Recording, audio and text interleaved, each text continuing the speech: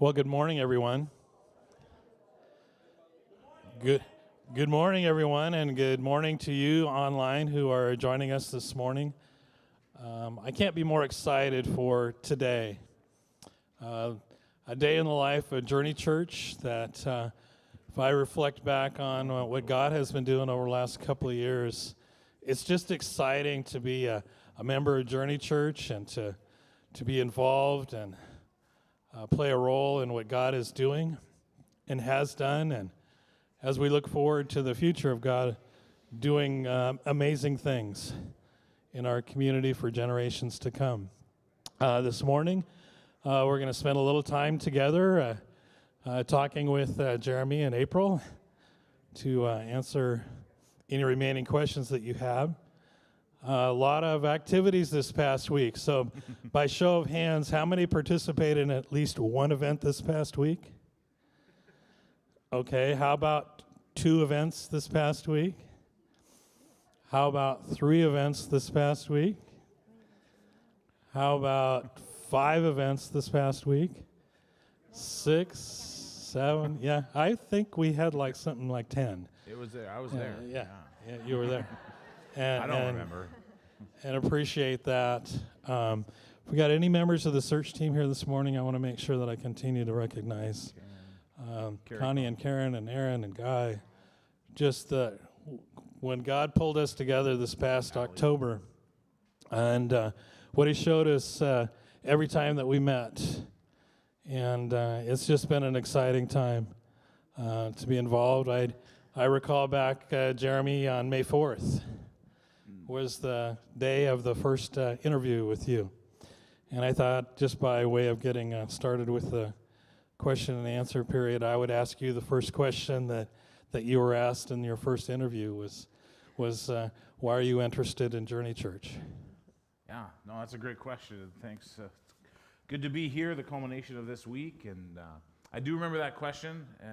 Less of my answer and more of the fact that you had sent me this list of questions to prepare for, and that one wasn't on there. So I appreciate that you gave me a little more forewarning. That was a plan. So what excites us about Journey Church? And I can give you a couple answers where before we got here, our thoughts. One was we just really felt from the material that you had sent us and our ability to interact with you from afar, from kind of the front door being your website, that you were really, number one, you were focused on what God wanted for you as a congregation. You weren't saying, hey, this is our thoughts, this is where we want to go. It was really this sense of waiting and wondering and wanting God to be very specific in His leading. So I remember looking and seeing words like, we want to ask together what God has for us. And that really excites me because my dreams can be big, but never as big as God's. And I remember many times thinking that God's under absolutely no obligation to resource my dreams or my vision for His church, but He will move heaven and earth to resource His vision for His church, for His direction. And I felt a very kindred spirit there of thinking, what it would be like, and the excitement just be what would it like to come and to ask the Lord together as His people what that could be, and then to hear Him tell us, and then march on to that beat was an exciting part. Another part is it takes a lot for a church with the history of yours to look at the environment and the changing nature of our culture, and to say, for so many years, from the planting to the mid-2000s, this is what the name of our church was, and this is the identity we have in this name, but to realize that name ultimately is kind of a flag that people see, and there's nothing wrong with it, but to be sensitive enough to understand that something like a name is willing to be changed was also a marker to kind of be like, you've been on a journey to become Journey, and really realizing what that could be. And then the last part really is in coming and meeting you, and we as a family were praying this morning. It's just we have felt your generosity this week with the from just providing for us as a family and thinking through some of the logistics, but just the generosity of opening your home, starting the whole week out with being in a home, the Abers home, and being generous with your words and your questions, and not holding back. That's a generosity I see. This is kind of, we said last night, I think this is kind of like Christian dating for pastor and congregation. But I really feel like we've not just put on our best faces, but our authentic ones. And you have asked some really good, deep, probing questions, and I hope you've felt the same from us. Anything for you? Okay. It's kind of piggybacking off of what Jeremy said, and just a little, we're the tail end of the Generation X, and I remember growing up and watching kids in my youth group, going through youth group and having that experience, and then leaving the church.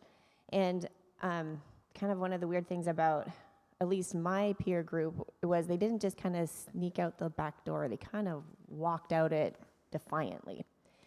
And then so going through that and going to Bible college and really feeling the call of God on my life to enter into ministry in whatever capacity I could or whatever capacity he called me to, I really have a passion to hold on to the things of this earth loosely and hold on to Christ tightly.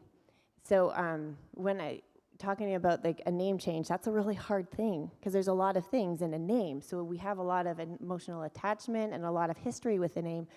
But the fact that you were willing to say, okay, we're going to hold on to this part that is earthly loosely, and we're going to hold on to Christ and his mission and his gospel tightly. That really spoke to me, and I strive to be someone that is willing to do that, willing to hold on to the things like my preferences and hold them loosely and hold on to Christ tightly. So I really did appreciate that. I felt like we were on the same page here. And I also really appreciate hearing from people talking like, we're ready. We're not sure quite exactly the vision from God. We're not either, because it takes time, and we want to be patient and not go before him. But we're ready. We're ready to listen. We're ready to ask those good questions. We're ready to wait on the Lord. And then when he says go, we're ready to go. And I'm really excited about that. And yeah, also, I totally am piggybacking off of him, because you've been so kind to our children and so kind to us, and with your time and coming out so many times throughout the week. And it was just a real kindness, and we really appreciated that. And yeah, thank you for that. Great, thank you. Who would like to ask the next question? I think we've got Patrick roaming around somewhere with a microphone. Right over here. On.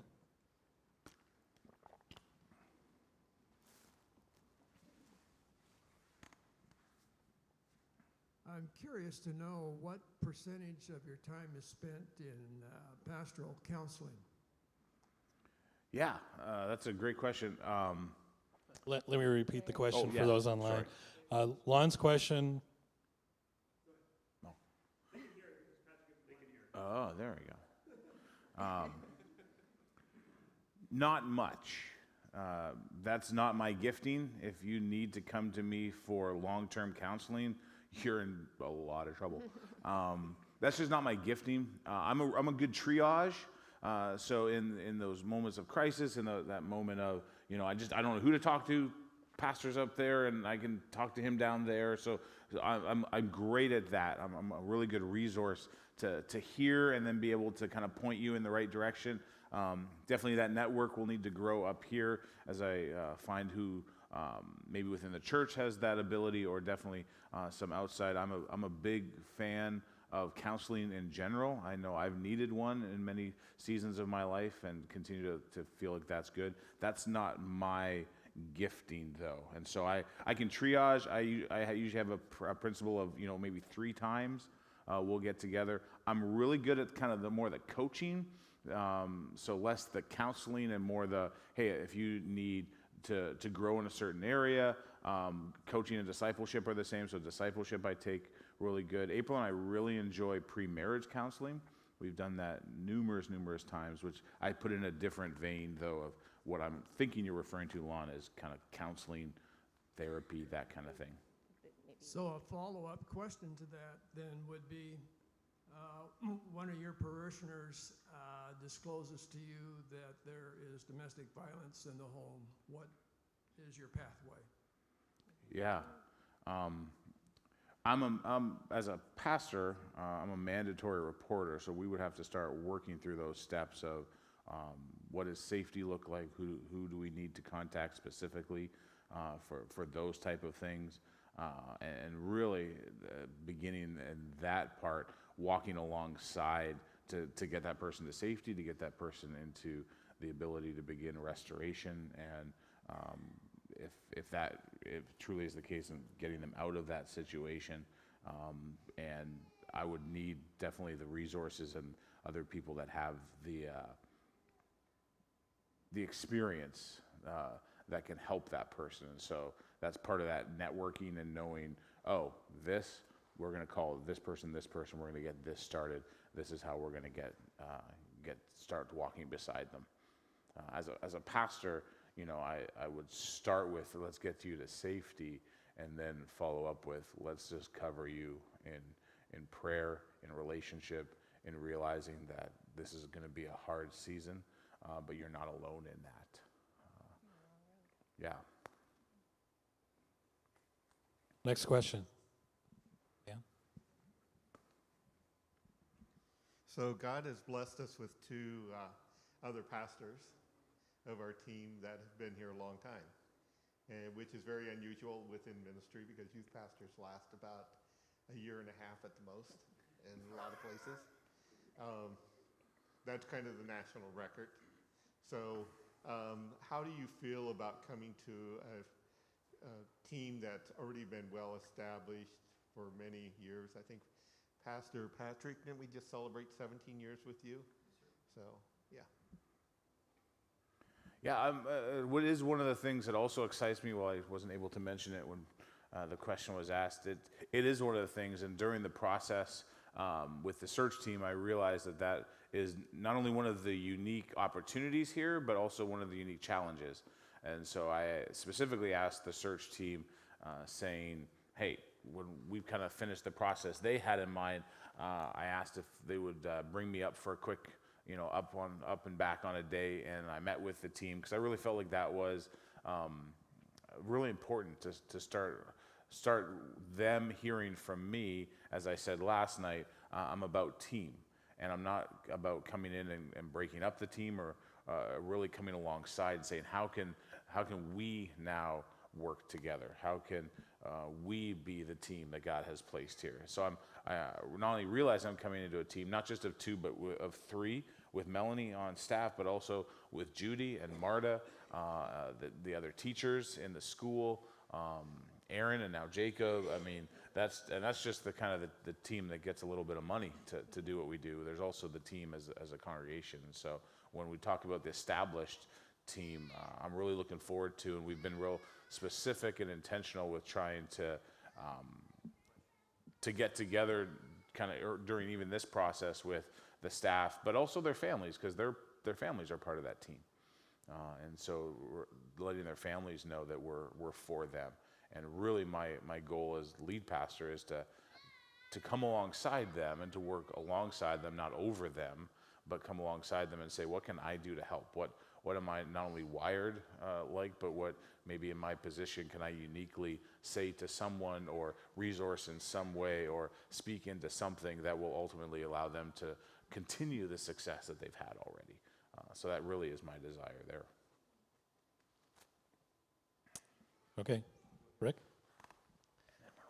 Greetings, Rick Evans, my wife Marla, and this is actually our first time to engage with you guys, although I tried to get to one earlier in the week, but thank you. Yeah. And this question for both of you, and talking about team, one of the things about ministry is being Christ-centered and others-oriented. Sometimes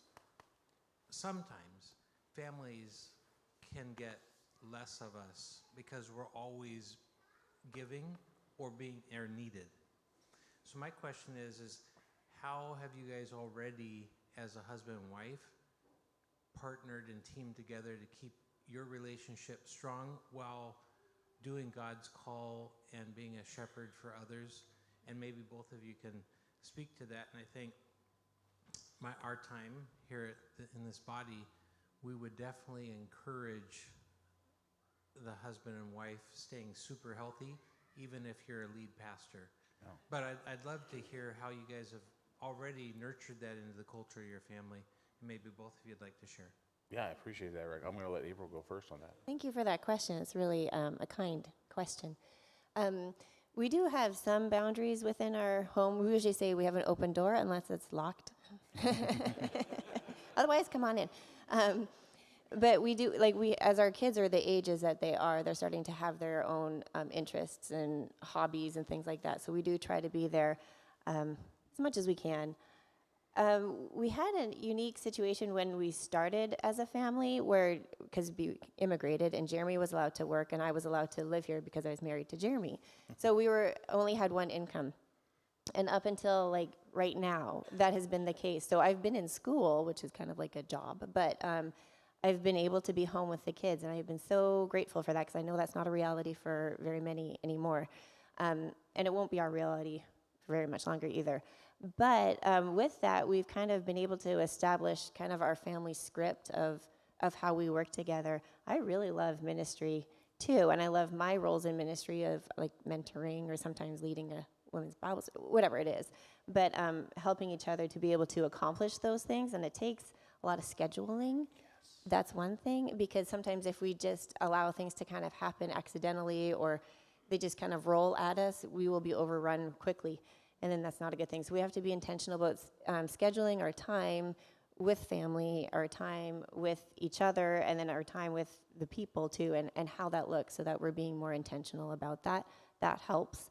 And then we have a few kind of things in our life, like Friday nights. We try to really keep that special for our family. And it doesn't have to be Friday nights. That's just what has worked so far.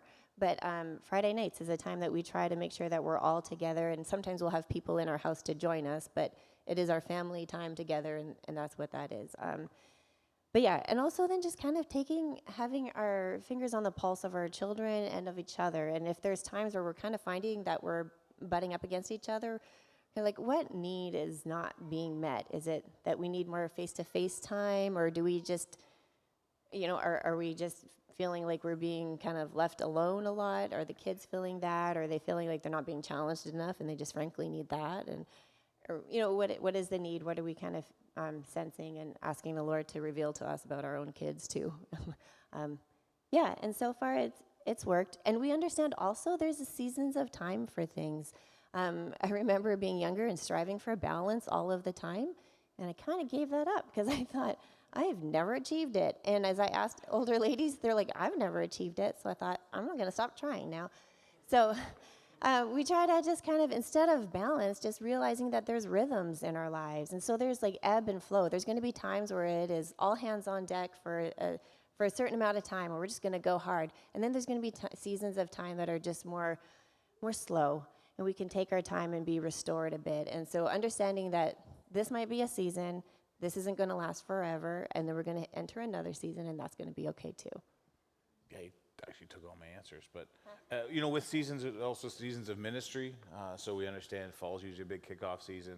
Christmas is really big in ministry life, as well as kind of around Easter. Summer's a little bit less. When we have to talk about family seasons, spring, at least, is a big one with us because we have a baseball and softball player.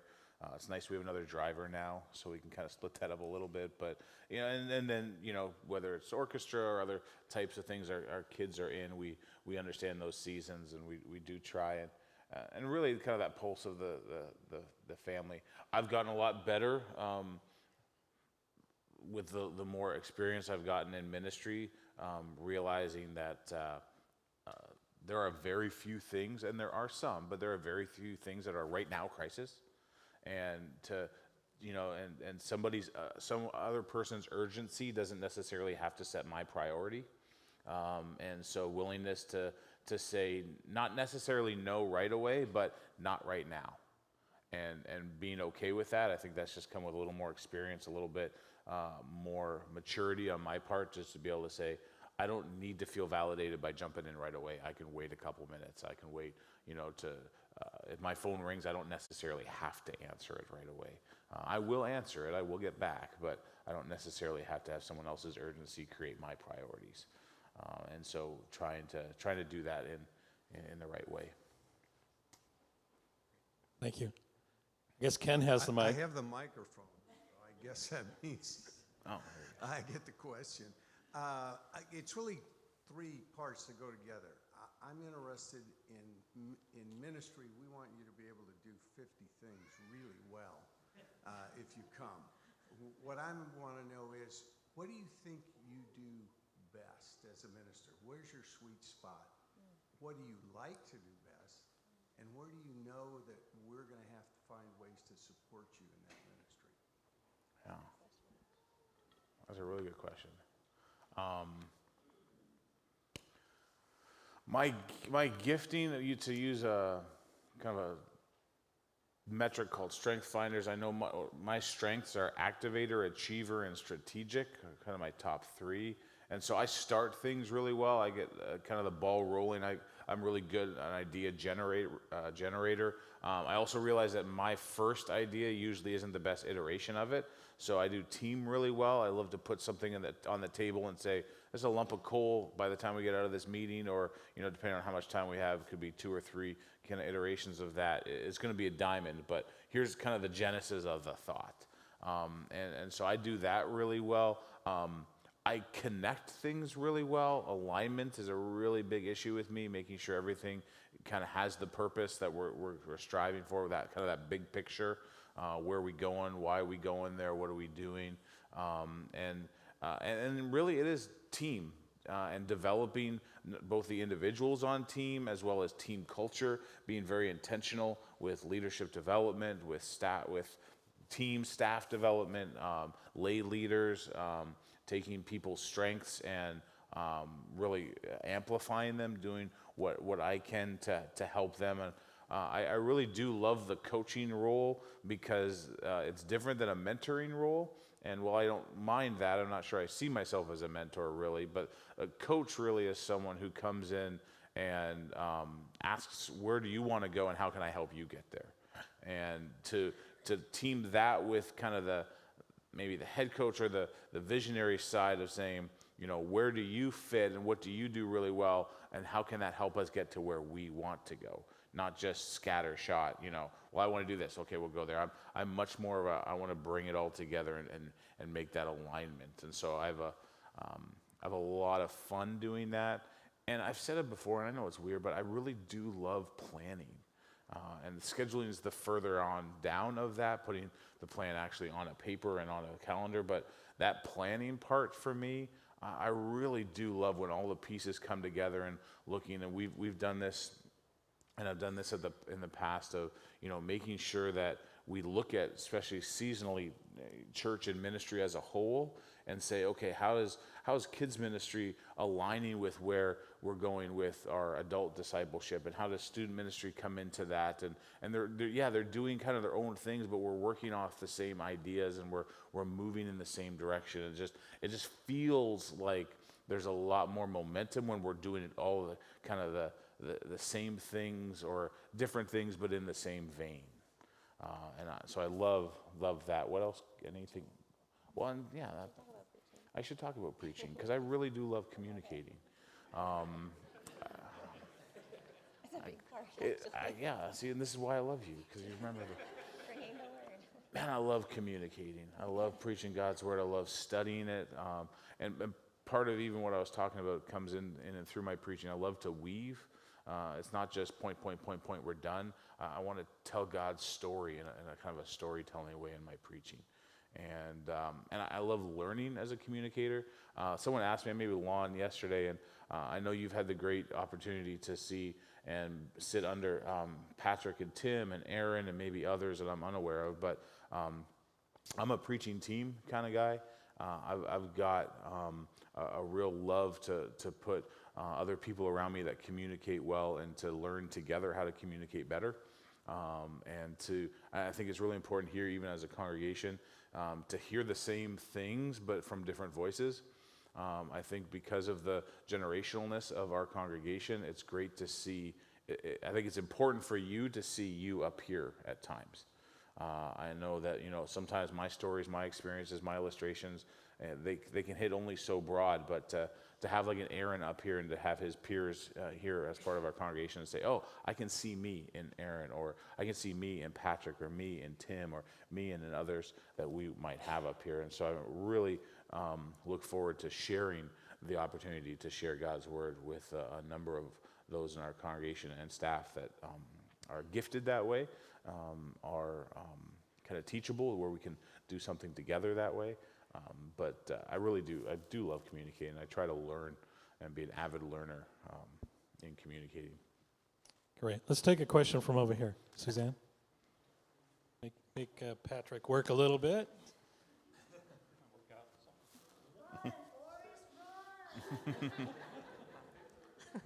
Good morning. I'm Suzanne. Good morning.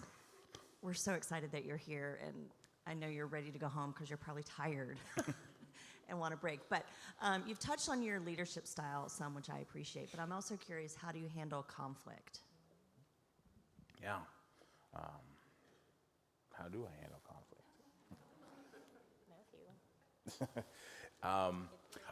I'm a conversation person.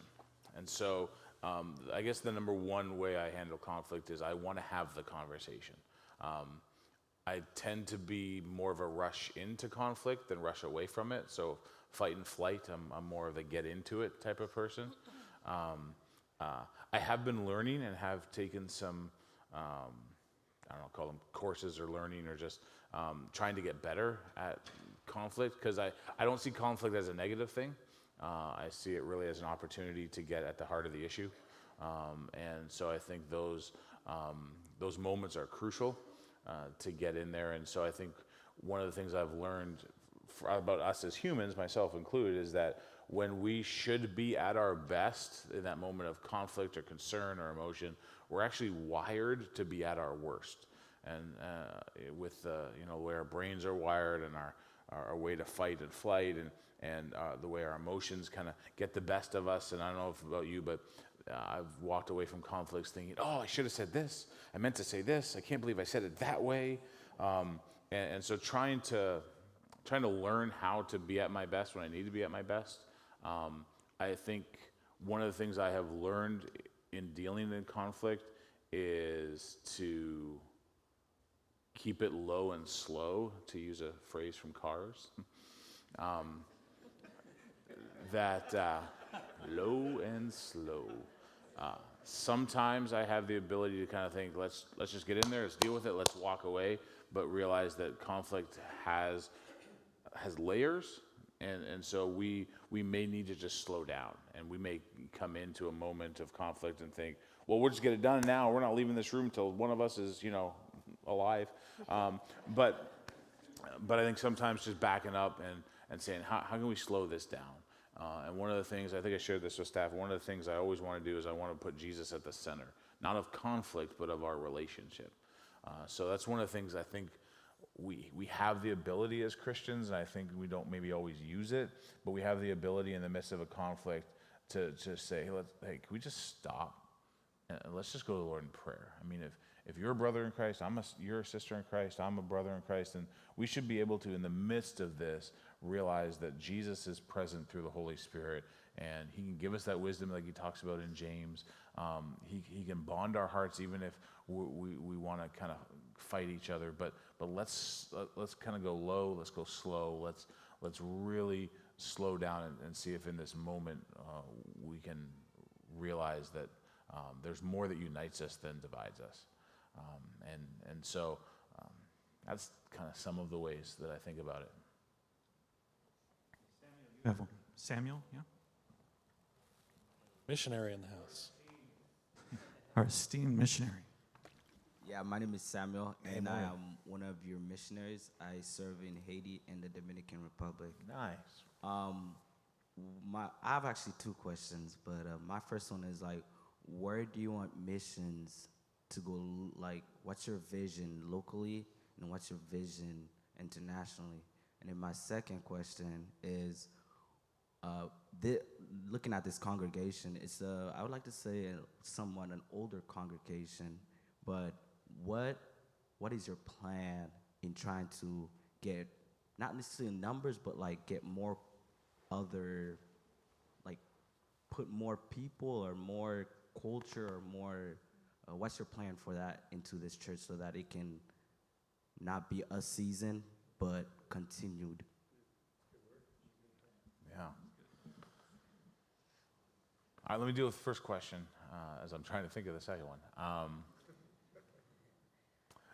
And I shared with the missions team one of the nights in this week. I think it was Thursday night. But I really think the healthy way of looking at missions is you start with Matthew 28, and where Jesus says, "Go into all the nations." And so you start with. I just read this, and I liked how it instead of the great co-mission, it's the great go mission. It's the in your going is really how that verbiage works. So I think you start with the idea that we are all to be going, whether it's far out or we're a people in movement, right? We don't sit still well for long, and so in our going, wherever that is. So I think that's the start of that, and then I think Luke in Acts 1 does a really good job sharing then what does that focus look like, where he says Jesus' words are. His iteration of that commission is to go to, you will be my witnesses in Jerusalem, Judea, Samaria, and to the ends of the earth. And so I put kind of localize that. Jerusalem is right where you live. That's your address, that's your area, that's your community. If you put in your neighborhood where you are, you got 8 people around you, that's your Jerusalem. We as a church have a address, and so we have a Jerusalem. Who's just across the street? What's the neighborhood up here? The apartments back there? Who lives back here? That's our Jerusalem, and so we have to have a very strategic and intentional output into our community as you do into your neighborhoods. And then what is Judea? I think that's kind of more the city, the county. That's our larger influence. And so what and how are we meeting needs and relaying the gospel into the larger community of the Jerusalem, Judea, Samaria? There's a couple thoughts there. One would be either kind of the larger national, how are we affecting or being a change agent within our country, within our region. I think there's also an idea there, though, especially if Jesus is talking to a Jewish people, that Samaria are the people that really don't look anything like us and that we may even think negatively of. And because that was definitely the reality of what Samaritans were back then. For that people group. And so I think we have to look at the people who are the people that we think are untouchable, and how in Jesus' name do we go touch them and impact them. And then to the ends of the earth, and I think that's one of the things that when I was listening to the missions team, they're real, not just their heart for, but they have that responsibility to look at, like yourself, we can talk, I've been to Haiti, I love the country and the people, but ultimately, how are we then extending past our borders into the cultures and the people that don't look, act, speak, experience what we experience? How do we then go and engage them with the gospel in their language and their cultures? That's a quick overview of the mission part. What was the second question? About diversity within. Oh, diversity. How do we grow here? The plan. Yeah. I really think we live in an age where the only way a church grows numerically and in scope, not just numbers, but in scope, is when there are more people who are coming and being a part of that congregation for where it's going rather than where it's been. And here's the truth, folks. People aren't going to come here because we have a nice building, because we have great coffee, because we sing songs. They're going to come here, and the number one reason people come to church that have not come to church before is because they're personally invited. Number one reason. Statistics show us. People come because they're invited. And they come because the next step after the invite is the bring. And so I think the idea of invite is like and it's a bar that's too low. I don't think our goal is to invite people, it's to bring people, which means the ability to bring people into a place that they don't naturally come to. The preamble to that is massive relationship. It's massive, speaking their language, getting to know them, knowing what their needs are, getting to know where their hurts are, where their wounds are. And so that's one of the things for me is I'm not an overly programmatic church person, in the sense of I don't want us to be doing so much here where all you know are the people that are here. We need to not only free up your time, but then give you the tools to how are you going into your neighborhoods? How are you making sure that you're engaged with the people that you're engaged with? And I want you to have hobbies, but I want you to do it next to people who don't look or know Jesus. And so you hear me say, I said it last night, I believe that each one of you have people who are outside of your faith but within your reach, and you're there to bring them and to proclaim and to speak and to live the gospel in front of them. And I think what we as a church do, and to your question, is we make the experience of coming here as low uncomfortableness as possible. Because it's not going to be, yeah, see, I'm just making up words. Just throwing it down, making up new languages. We make it as comfortable as possible for people to come into an environment that they're not familiar with, especially in the Pacific Northwest, right? We are now in the 4th generation of unchurched, which means 4 generations, so that's like great-grandparents, never came to church. They didn't take their kids to Sunday school, don't know. I sat in a home with a gentleman a couple of years ago, and he looked at me, he's like, I think you're the first Christian I've ever met. I think you're the first Baptist I've ever met. All right, I guess you're okay. And I was in his home. And I started to unwind that. It's like, well, did your parents ever go to church? No. Your grandparents ever take your parents to church? No. And I was like, oh, you're one of the people I talk about. And so we gotta think of doing it. And I love what one preacher says. He says, to reach people who have never been reached, we have to do things that have never been done before. So I think it's going to take innovation. It's going to take invention. I think that's, again, why part of the name thing just really attracts me, because we're going to have to do things we've never done before to reach people we've never reached before. But it's not people we don't know. They're nameless and faceless to me right now because I don't live up here, but they're not to you. So I think the plan really is to make us go and then to bring us back. And so you'll hear this morning in about an hour or so, Jesus' plan, and I'm just going to follow his plan because he seems to be pretty good at it, is Jesus invites us in so he can send us out. And it's a breathe it in, breathe it out, breathe it in, breathe it out. And that's the rhythm, and that's the way we need to be thinking about that as well. Great, thank you. See a question in the back, Barb? Hi, I'm Barbara. I'm one of the senior people in the church here. I'm 76. What's your vision for us? I've been a Christian for 69 years and followed the Lord as faithfully as I can, and I feel like I'm being kind of left out as I'm aging, and I'm hoping that changes. Yeah. Was it Barbara? Oh, thank you for that question. And I get that. I'm just going to kind of reiterate, I'm not sure, were you there Thursday afternoon for our lunch? So I'm going to reiterate some of the same things because the question came up there with that group as well.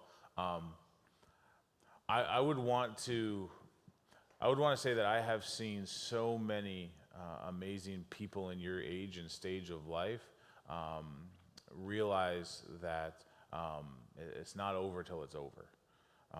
And I quote my nanny, who is 88 years old. Maybe she's 90 now. You never ask a lady that old her age. But she said, Jeremy, I'm not retired, I'm retread. And so I think we need to help everyone in our congregation, but speaking to your question, those in your age and stage of life and season, what does it look like to have the tools, because you too have people who are outside the faith but within your reach. And And it could be grandkids, it could be children, it could be friends that, are very much close to meeting Jesus. And so how do we then equip and help you? Because that's just as important. I also realize that with stage of life that, we have to be intentional with relationship building at that stage, because and how we kind of create the space to have those interactions and those experiences with others in your experience and in your life stage. And I said it on, I really do believe on Thursday, that one of the greatest opportunities of your generation is to plant trees whose shade you'll never sit under. And societies become great when people of that realization set and plant that kind of legacy. And so I think part of my opportunity and for you to join us is to set not a vision, but just to dream together what that looks like. Because honestly, I'm looking at you, because I'm starting to get to that place. When I turned 40, and I understand for some of you, you're like, oh, that's so young. But when I turned 40, I had a really rough year. And I realized that if I make it to 80, that'll be God's blessing, because I've lived some hard life. And I just thought, oh, I'm middle-aged now. That's a crazy thought. I'm right at that junction. My middle daughter helped put it in perspective, because I was lamenting to her about that. I was like, oh, sweet, I'm middle-aged. This is hard for me. And she's like, well, yeah, but if you die tomorrow, you're just old. All right, thank you. She's the practical one. But I'm at that stage. I've crossed over the river. I don't know. I've over the line now, where I'm starting to look at people like you, and I'm asking, who's doing it well? Who do I want to be when I grow up? And so I look at people from our church that I just finished with, and look at like Don and June Green, and think, I want to be Don and June Green, because they understand what it means to be uncomfortable with, and to, as April said, hold some of the methodology loosely, but for the sake of the mission and the message. But I want to dream with you and your generation of what does that look like, and how can we lift you up to say, hey, these are brothers and sisters in Christ ahead of us who are doing it really well. Yeah. Down here in the front. Hi, my name's Larry. Yeah, it is. Yeah, we talked last night. I was at the luncheon on Thursday, and I asked this question, but I could be forgetful at times. Or you didn't like my answer, so I'll try a different one. No, it wasn't that. It's just that I forgot it. But assuming that you're voted in as our lead pastor, when would you expect to be preaching on a regular basis? I think he said like either middle of August or middle of September. I can't remember. Yeah, so the plan would be, if everything goes well in the next couple hours, that we'll head back to Portland and kind of start setting a date to be up here. Man, I really want our house to sell down there. It's kind of the biggest thing right now for that part of the transition. But I would officially start September 1st. And in talking with our leadership team and elder team lead, my first preaching moment would be September 19th, where we're going to do a big kickoff for all the ministries, youth, students, where all that stuff is. Kind of the fall kickoff is going to be September. I said October on Thursday, but it's September 19th. Yeah, and so we're already starting to kind of, but September 19th would be that first kickoff time. Great. Next question. Question back over here, Ryan. Yeah. Hi, I'm Ryan. You mentioned that you like to plan. Mm-hmm. And we know that the Holy Spirit can always take our plans and change them. But as far as career planning, ministry planning goes, where do you see Journey Church in that progression? Is it somewhere in the middle? Is it the apex? What are you thinking in terms of, assuming that you are accepted at Journey Church, where would you see that as far as your overall career goes? Oh, yeah.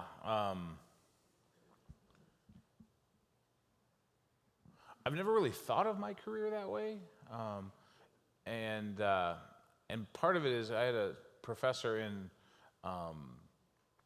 college when I transitioned from thinking of being a coach, a sports coach, into youth ministry. I took my first youth ministry course, and Marv Penner was his name. And first class, he was a biography going, usually a pretty thicker one, so I kind of read, just a little bit at a time. I like to have a leadership book on the go. I like to have something theological or Christian thought, spiritual formation on the go. I like to have something non-Christian, maybe a really good leadership thought thinker or cultural thinker, maybe historical thinker. There's a really thick book, and I'd love to say I'm reading it, but it's really slow, on the history of evangelicalism by a secular historian, but she seems to be doing a really good job from the couple chapters I've read. And then I do have, I really like, I call it entertainment reading because I can, read it pretty quickly. Just a good novel. I like kind of the suspense, thriller, Jason Bourne, Tom Clancy. There's this new book I'm reading. I can't remember the author's name, but it's the Gray Man series, and Chris Pratt's going to play him actually in a new movie. So, I enjoy stories. So while I do a lot of reading, I also enjoy good movie and TV series, and that's kind of my downtime. We have 100. Well, I won't go over that, but yeah. When I get into a novel, we have about 100-page rule that up to 100 pages, April can call me and I just have to put it down. But after 100 pages, I can give her kind of a timeline. Like, I need your help. I got, half a chapter left and I got to get to this point. And yeah, it's kind of our rule. I have a really big library, and your wife can attest to that, because I took her to my library in Portland. I was like, will this fit in my new office? It doesn't all fit. Next question. Hi, Marla? I'm right over here, Marla Evans. And I didn't make it to any of the events over the week. I'm sorry about that, but I did cyber stalk you. You're Rick's wife, aren't you? I am. Nice. Yeah. So you won me within the first 2 minutes when you included Melanie in when you're talking about the pastors. Oh. And then later when you talked about alignment, you brought in children's ministries. And then the Cars reference, and you don't like country music. It's like, I'm so sold. That was easy. I'm sold. I wanted to hear you talk about children's ministries.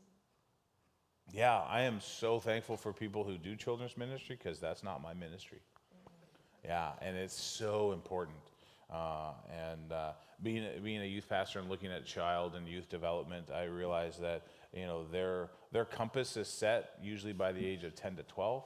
And one of the things that I think is key, and I love that Melanie and her staff are starting to think this way, and have thought this way. I don't want to, but just been talking to Melanie, is the parents are such a big part and are the key part of discipling our kids.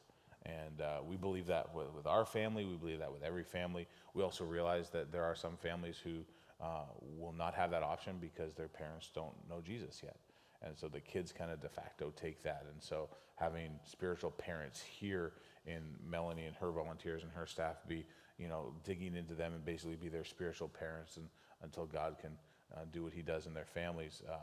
That's probably just the core of my thinking of children's ministry, is to love them, to help them learn how they're wired to learn, which is a lot of tactile and all this, but ultimately just to let Melanie do it and to do it well, but to ultimately make sure that it's family oriented. It's realizing that the family is going to be the core and the key there, and Melanie's got that vision. I love that. Can I say a little? Oh, please, much better than I can. No. It's not really about children, but it encompasses kids in the way of, I remember being in youth ministry and people saying, that's great, because the youth are the church tomorrow. And I remember thinking, no, they're part of the church right now. And it's the children, too. They're not part of the church just tomorrow. They're part of the church right now. And our seniors, they're not a part of the church of yesterday. the part of the church right now. And we've never lived close to family. If we move here, we'll be 45 minutes from my brother, and that's the closest I've ever been. And I mean, and that's a sad thing. I kind of grieve that. But one of the ways the Lord has provided is to give us church family. And so while they only get to see grandma and grandpa a couple times a year, they're seeing their spiritual, their church grandmas and grandpas. And they're Elijah will attest to these things. They're like told to take one cookie, or, but the truth that they're being taught from the other people in the church, their other spiritual parents, I will always welcome somebody else saying these things about God to my children, and I will always be thankful for us all being on the same page and doing it together. And it all encompasses the church of right now, and I've always appreciated it. That's a good word. There we go. They gave the mic to Elijah. You'll probably be okay. So you talked about kids ministry. How active are you going to be in youth ministry? He's wondering how worried he should be when he gets there. Your mother will be there. No, I'm kidding.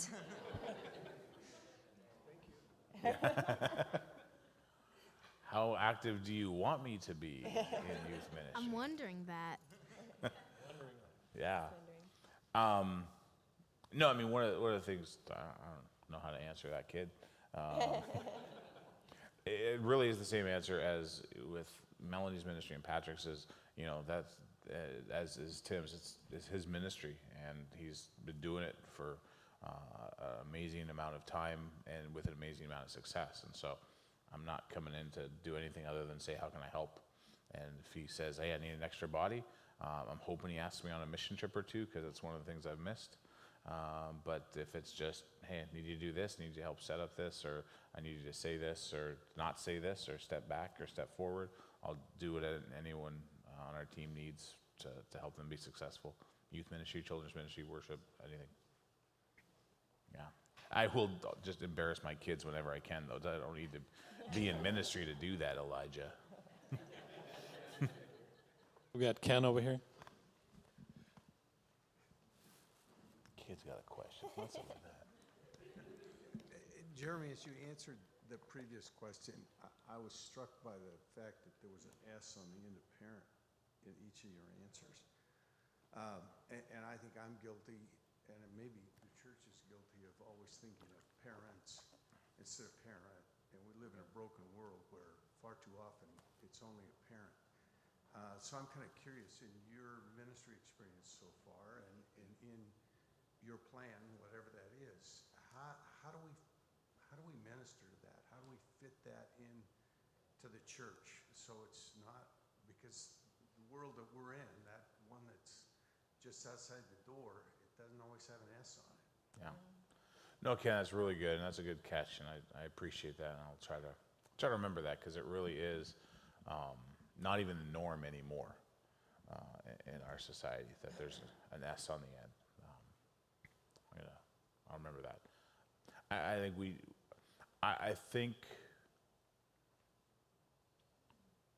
we remember that by again reminding ourselves that what we have to do and who we have to be is wherever you're coming from, wherever you're starting here with us from, that's okay.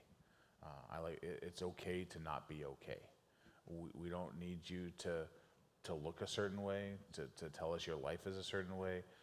I would rather someone come and start with the, hey, I need you to know this is how messed up I am, than try to hide it for 3 to 5 to 2 years. I think that's where my heart breaks the most as a pastor, is when someone comes and says, oh, for the last 1.5 years I've been struggling with.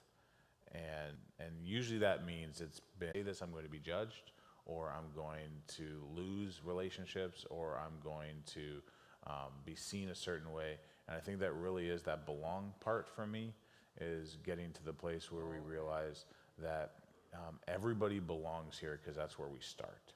Because we all start at the same level at the foot of the cross. We are broken, messed up sinners who need grace. And I think the longer we are in church, I know this is true for me, the easier it is to forget where we've started from. And so we need to be a church that celebrates when the S is on the end and comes alongside and loves when it's not.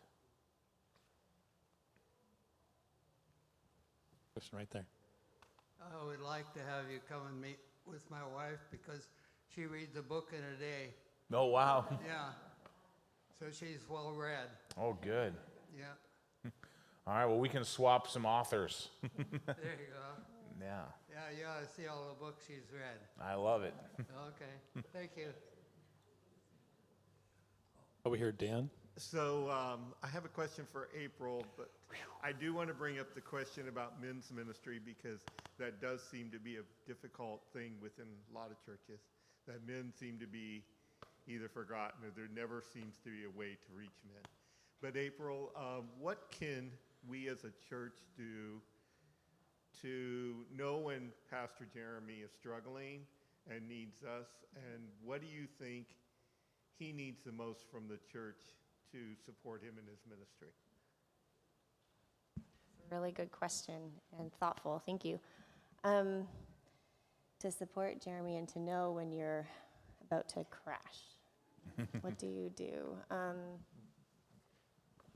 I know that he's getting closer to the end of, well, and I will tell, I say this to him too, because he'll be like, boy, I'm at the end of it. I'm like, perfect. Because everything else will just be God. If anything good comes, it'll be because of God, not your abilities or anything. 45. So, no, I mean like when you're running out of energy, you're like, I'm done, and it's like, phew, good. That's a good place to be. Totally empty. It's a good place to be. But what we'll notice is when he's feeling like, oh, I'm gonna go hard, and then I'm gonna, as he will kind of stop being creative, and so that's kind of usually a good indicator for me. And it shows up in like kind of dreaming or kind of fun goals. Oh, this would be cool, or I mean, stuff like that. When I don't hear that for a while, I know that he's kind of at the end of his energy there. So, but I will always welcome prayer for our families and for those of us in ministry and our families, because we're very aware that there's a pretty good target on our back, and we're very aware that we're in a dark place, and I mean, like in the Pacific Northwest. And so we understand that we are not going to be taken from God's hand, but we also understand that our enemy is active, and he would love for us to be useless. And I do not want to be useless. So if we would pray for us, pray for protection over our families. I mean, for all of us, really. But to pray in that vein, kind of, I think that would be a huge help. And I can't remember, was there more to the question? I'm sorry. Is that? Yeah, please pray. I would always welcome that. Great, thank you. In the interest of time, since I got to ask the first question, I will also ask the last question. And I don't know how much this has come out during the week. Jeremy, I know, I don't see Gina here, but one of the things that we were all very inspired by was your community involvement. And I wonder if you would share the story of the things that you've done in the Portland community, in the Lloyd Center Association, and your role in that, and then the establishment of the special area for first responders. Yeah, so I learned early on in ministry, the power of questions. So I try to be more a question asker than an answer giver. And not always great at it, but that's what I strive for. And so when it comes to the community, I think as a church and even as individuals, the best platform to start with is what do you need? Where's their need? Instead of us coming in and saying, hey, we will do this or we want to do this, where can we meet a need? Where can we come in? Where can we get involved is another way to ask that question. So I've done that multiple times through ministry, but when I got to Portland, that was just another question I had. And so started to look in the community where we were planted as a church, which is very much a business community. If you're familiar with Portland, we're right by what used to be the Rose Quarter, the Lloyd Center. It's getting some diversity with apartment buildings, but really as a business-oriented area, first and foremost still. And one of the things they did was National Night Out, and they tried to do that. And so we went and saw how kind of they were doing it for a couple of years, and then I asked whoever looked in charge, what do you need? And her first answer, her name is Ann Grimmer. Her first answer was, do you want to be on the committee? And I thought, oh, this is how church works. But she's like, yeah, you want to be on the committee for National Night Out? I said, sure. And so showed up the next March and again, asked the question, what do you need? I said, if I could bring 60 people to do something, what would you need us to do? And her answer was, I need you to cook hot dogs, give them out, and clean up trash. She's like, I spent 5 hours with 2 staff members last year cleaning up the rest of the trash. And I said, we can do that. And it really was kind of the genesis of us getting involved. I moved from that kind of National Night Out committee to being part of the Lloyd Community Association, which is both a hybrid of business and residents, and started on their board for a couple of years, then had the honor to be the president of that, which was interesting during these last tumultuous times because in Portland, they really try to use the community association, especially the business ones, ties really closely with the city and the city council, and so had a lot of opportunities to sit with city leaders, city politicians, especially during the riots and the houseless and homeless situation there, and just to be asked, what role can you have, and as a team, not just me. But one of the things we saw, and this is where your question came to, was one of the biggest needs we had was security in our area, and it just came about that we learned that there was an organization that was starting to pop up around the city where there were designated rooms for first responders, mostly police officers, where they would come into a building with a key code on the back into a specific room inside that building, and it's kind of a safe room for them to come while they're on duty to do reports, to have their meals, to use a restroom. And we just said, well, we have a large facility and we had the opportunity to do that, so let's see if we can do it. And so we opened up our rest stop room, and ours was unique because of my position with the Lloyd Community Association, where we had kind of a bit of a larger budget, larger scope, because I was able to talk to other businesses. So it became kind of a community-oriented room.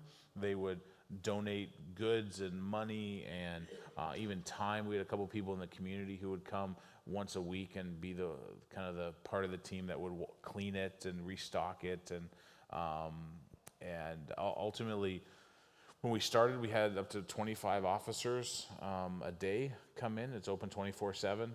It's linked into their computer system, so they know where those are anywhere in the city. During COVID times, we had anywhere between 50 and 75 officers a day because they were no longer going to the precincts for their opening day stuff. And then we were also, during the riots, we ended up being a logistical point for the police officers there. And so it was a really good opportunity for us to serve those in the community who are serving us, but also as a community, as businesses, they said, my goal had always been to think of the idea of, if we close our doors as a church, is anyone in the community going to care? And this was our opportunity as a church in Portland to say, yeah, they would, because this was one of the main ways that we answered the question of what needs do you have and how can we meet them. Excellent. Thank you. Thank you, everyone, for participating in just an awesome time with Jeremy and April.